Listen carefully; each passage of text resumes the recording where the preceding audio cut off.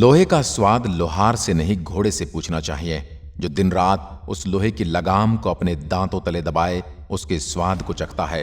यदि शरीर में कोई कष्ट है तो उसकी पीड़ा, उसका दर्द उस व्यक्ति से पूछना चाहिए जिसने उस पीड़ा को सहा हो।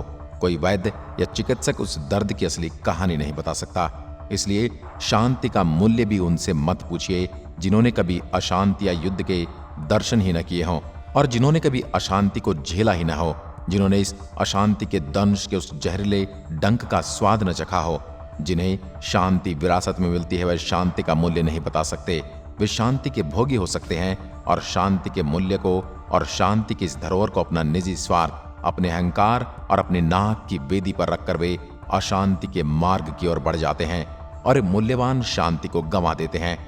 आज हम महाभारत के एक ऐसे ही पात्र की बात करेंगे जिसने इस युद्ध में होने वाले विनाश का दंश झेला था और किस प्रकार एक बार फिर से उसके मार्ग पर अशांति यानी युद्ध ने दस्तक दे दी थी। आज हम जानेंगे कौरवों और पांडवों की इकलौती बहन दुशाला के जीवन चरित्र के बारे में। 100 कौरवों और पांडवों की इकलौती बहन थी दुशाला। उसका जन्म कैसे हुआ था और उसका विवाह किसके साथ हुआ था? विवाह होने के बाद दुशाला का वैवाहिक जीवन कैसा रहा और दुशाला के पति कौन थे और उनकी मृत्यु कैसे हुई? दुशाला के सामने महाभारत युद्ध के पश्चात एक बार फिर से ऐसा समय क्यों आया कि उसने स्वयं हथियार उठाकर और अपनी सेना का नेतृत्व करके अर्जुन को युद्ध के लिए ललकार दिया था। अगर आपको ऐसी ही धार्मिक कहानियां सुनना पसंद है तो आप ये ऑडियो बुक आप कुकू एफएम पर सुन सकते हैं। कुकू एफएम भारत का सबसे बड़ा ऑडियो लर्निंग प्लेटफॉर्म है जहां आप महाभारत से लेकर और भी भारतीय दर्शन और धार्मिक पुस्तकों को सुन सकते हैं। आज के व्यस्त जीवन शैली में आम लोगों के पास पुस्तकें पढ़ने का समय नहीं है, परंतु अब आप अपनी प्रिय पुस्तकों को कभी भी कहीं भी किसी भी भाषा में सुन सकते हैं। वैसे तो कुकू एफएम का वार्षिक शुल्क 399 रुपये है, परंतु अगर आप हमारा डिस्काउंट कोड SBD50 का इस्तेमाल करते हैं तो आपको 50% का लाभ मिलेगा, अर्थात आपको 199 में 1 साल की सदस्यता मिल जाएगी। ध्यान रहे, ये ऑफर सिर्फ पहले 250 सदस्यों के लिए उपलब्ध है। तो अभी कुकू एफएम ऐप को डाउनलोड करें और ऑफर का लाभ उठाएं। अब बढ़ते हैं कहानी की ओर। महाभारत कथा के अनुसार महारानी गांधारी को 100 पुत्रों का वरदान प्राप्त था। जब महारानी गांधारी गर्भवती हुई तो उनके गर्भ में 2 साल तक गर्भ ठहरा रहा, मगर जब गर्भ बाहर आया तो गांधारी के गर्भ में से एक बड़ा सा मांस का गोला जमीन पर आकर गिर गया था। पुत्र प्राप्ति न होने के कारण गांधारी निराश और हताश हो गई थी और इस मांस के गोले को फेंकने का निर्णय लेती है।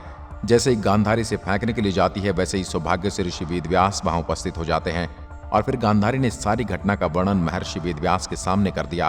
फिर उसके बाद महर्षि वेदव्यास जी ने इस मांस के गोले के 100 टुकड़ों में विभाजित करने का उपाय बताया। उन्होंने बताया कि इन मांस के टुकड़ों को 100 टुकड़ों में विभाजित होने के बाद अलग अलग मटकों में घी और कुछ रहस्यमय रसायनों के साथ रखा गया और फिर गांधारी ने महर्षि वेदव्यास द्वारा बताए गए उपाय को किया। फिर कुछ समय बीतने के बाद उन मटकियों में से एक एक करके तोड़ा गया और फिर इसी प्रकार 100 कौरवों का जन्म हुआ। पौराणिक कथाओं एवं विद्वानों के अनुसार जब इस गोलों के 100 टुकड़ों में विभाजित किया जा रहा था तब एक टुकड़ा बच गया था। फिर आगे चलकर इसी बचे हुए टुकड़े के माध्यम से कौरवों की बहन दुशाला का जन्म हुआ था। ये कौरवों और पांडवों में इकलौती बहन थी। बात हो रही है दुर्योधन और कौरवों की इकलौती बहन दुशाला, और इसलिए इसे पूरे कुरु परिवार का प्रेम अकेले ही भोगने के लिए मिला।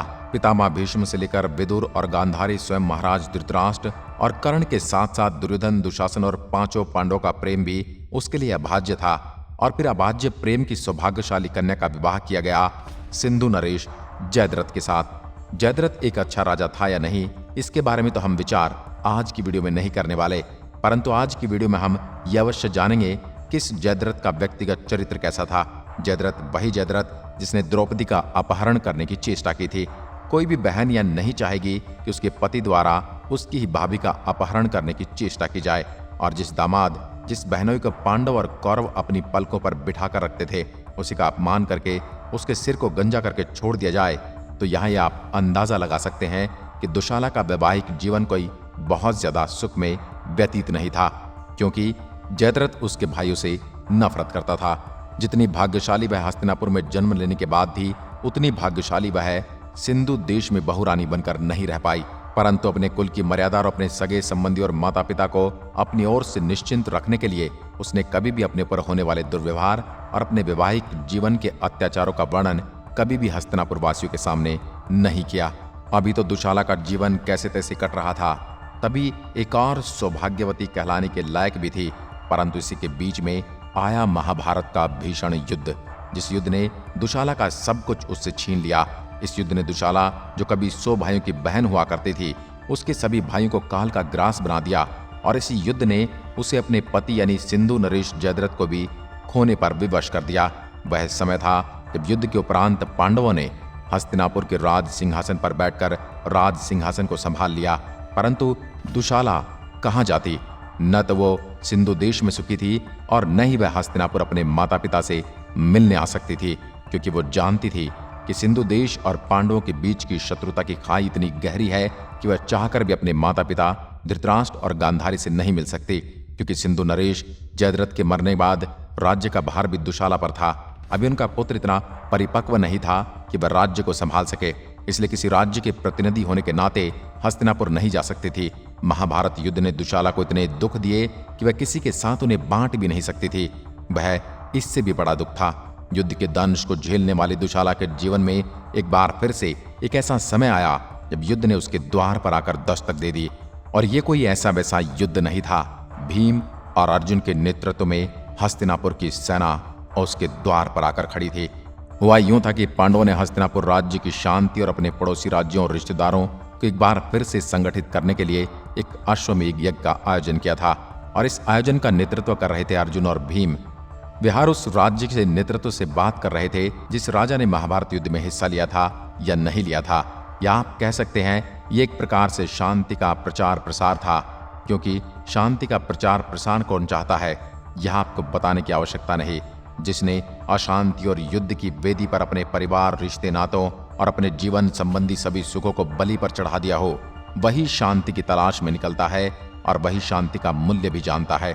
इसलिए अर्जुन और भीम इस बार युद्ध नीति के सहारे अश्वमेध यज्ञ नहीं कर रहे थे, बल्कि वह इस यज्ञ के माध्यम से अपने रूठे हुए रिश्तेदारों और उन राज्यों के साथ शांति स्थापित करने की प्रयास कर रहे थे जो आज भी हस्तिनापुर को अपना शत्रु मानते थे।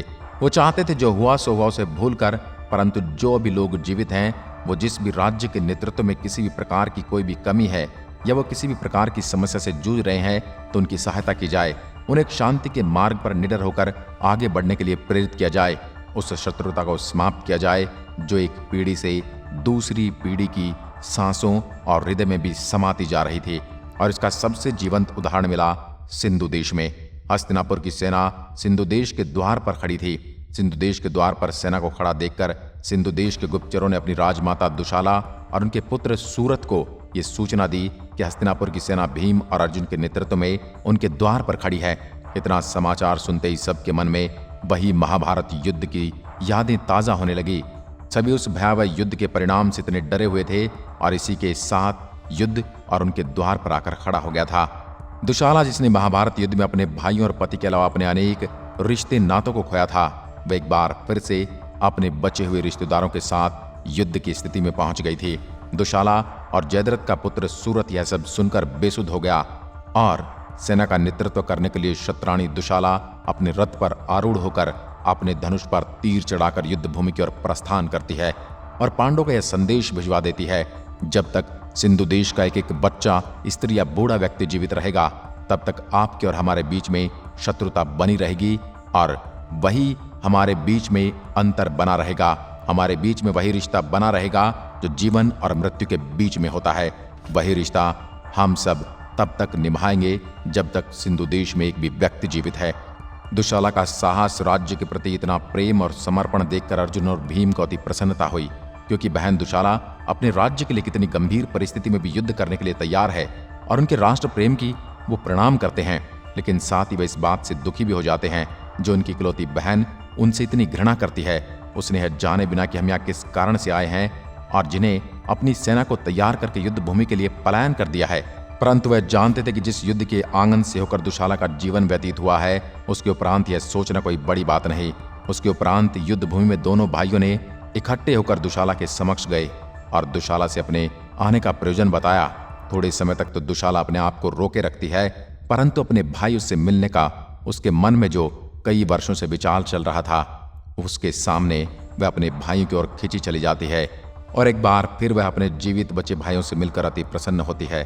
और इसके उपरांत वह अपने मायके यानी हस्तिनापुर में भी जाती है और इस शांति यात्रा का हिस्सा भी बनती है। अपने पिता धृतराष्ट्र से मिलने और अपनी मां गांधारी से मिलकर वह बड़ी प्रसन्न होती है। उसके बाद उनका पुत्र सूरत को सिंधु नरेश घोषित कर दिया जाता है और पांडवों की देखरेख और पांडवों के संरक्षण में सिंधु देश एक बार फिर से तरक्की की राह पकड़ता है। आज की वीडियो में बस इतना ही। अगर वीडियो पसंद आए तो लाइक कीजिए और ऐसी वीडियो देखने के लिए हमारे चैनल को भी सब्सक्राइब कीजिए। धन्यवाद।